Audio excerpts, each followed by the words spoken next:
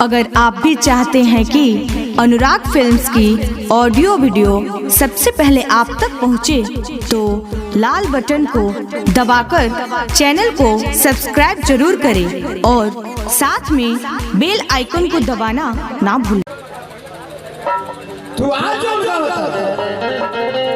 20 साल पहले मैं भाई को जानता हूं, पता ना पछवा के बैठल बा ये लोग केहू सेंट्रल जेल खट गई हो अपना अपना क्षेत्र के आज प्रतिनिधि बन। हां ये लोग डिमांड करे कि कमलबास को गाना ही हमको चाहिए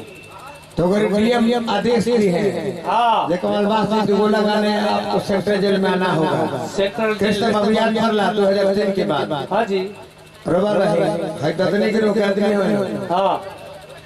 ये सब लोग रहे। हां हम तो गोला जाके गाए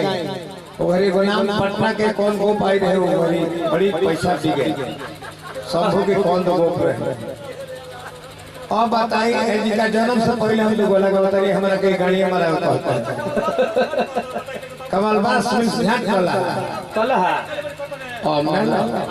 तो कमलबास मिस झाट मत कमलबास मिस तारा से नंद होता है तारा से काम कितना लोग कजरावता में बोर बोर के ब्यास बनाने गाड़ी में काजर कोई के मरले है जा ना काहे के मरले तो हम ई को लेके हम लेके हम तरह को फोटे असर चलो हम लेके हम जीवन में फुटबॉल प्लेयर वॉलीबॉल प्लेयर हम लोग जब भाई जब हम हर चीज हम ही गुना हम जीवन में लिपस्टिक में खेल गए हम झूर लगा के पहलवान बनल है मोढ़ा पर मरल है हम एक तरह के ब्यास है पहलवान पसंद है हाई कहने के बाद जिला के है तो इसको आदर दिया जाए घुड़सवार हम ही ग्रुप पे ले अब तुम मोबाइल को चाहते हैं कमलबास के दबा गाड़ी की तरह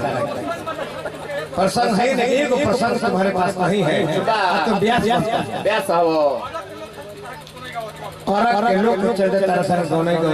और के लोग चलते और तू ब्यास बड़ा एगो प्रसंग जानता है गीत जानता है सही जानता है ब्यास लगा कलंक बड़ा ब्यास के नाम पर कमलबास को संग दुगला गाते सभ्यता भी नहीं चाहिए कम से कम ओरिजिनल की व्यवस्था चाहिए आपको। हां जी का होता दिलीप भाई तार वो गिरोह के आदमी हो लोग 2003 के तार लोग संगी कोई मुखिया हो गए सब सरपंच हो गए सब गलती ना जी कृष्णा भैया गलती करनी है ना जी अब हई हमरा का लागत हई हई करे